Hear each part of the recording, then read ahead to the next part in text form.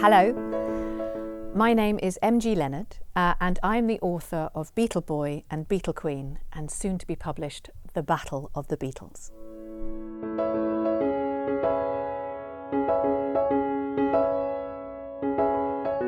Starting a story is a really interesting exercise because I never really know how a story starts. There's always about 3 or 4 different scenes that could be the beginning of the story, and I write them all down.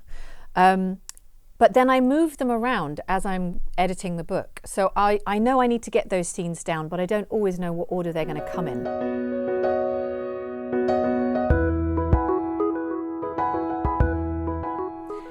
Where do ideas come from? I think they come from everywhere. My idea for the Beetle books came from my own fear. It's really common to be frightened of insects. I go up and down the country and usually about 50% of children that I meet are scared of some type of creepy crawly, and I was scared of all creepy crawlies. And fear is really interesting because it's both attractive and repellent. When you're frightened of something, you can't take your eyes off it, but you want to be as far away from it as possible. And I think that's a really interesting draw.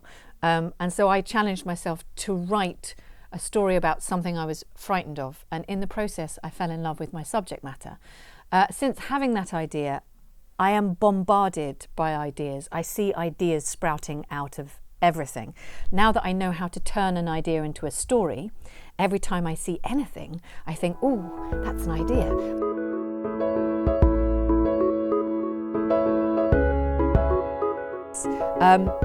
I worked with some playwrights when I worked at the National Theatre, and one of them, who I particularly admire, she said, you should write about something you wish to learn more about, not what you already know.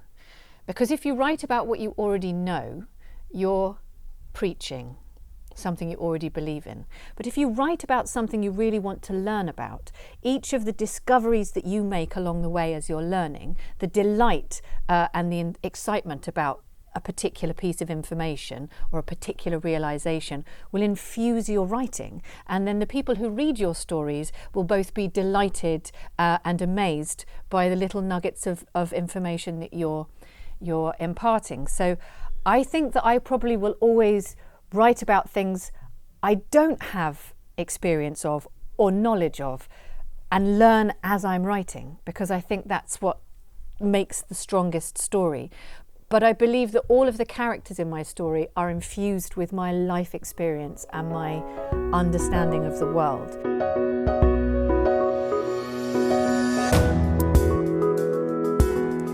If you are a young writer and you want to write stories, or any kind actually of writing, I think that you should ignore anyone who tells you that you're not very good or that you can't do it. There are loads of different ways to write. People often think of writing as a pen in one hand and a piece of paper and putting those words down. And that's the traditional way that schools teach writing. But schools teach writing usually because they want you to learn the tools of language so that when you grow up you can use those tools in lots of different ways. It's not always about storytelling or creating. They're very useful tools, but if you find those tools difficult, that doesn't mean you can't write stories. You know, the oldest tradition of storytelling was oral. You know, people used to tell stories around a campfire and children would listen and they would hear the stories again and again, and when they grew up they would tell the stories, and these were people that could never read or write.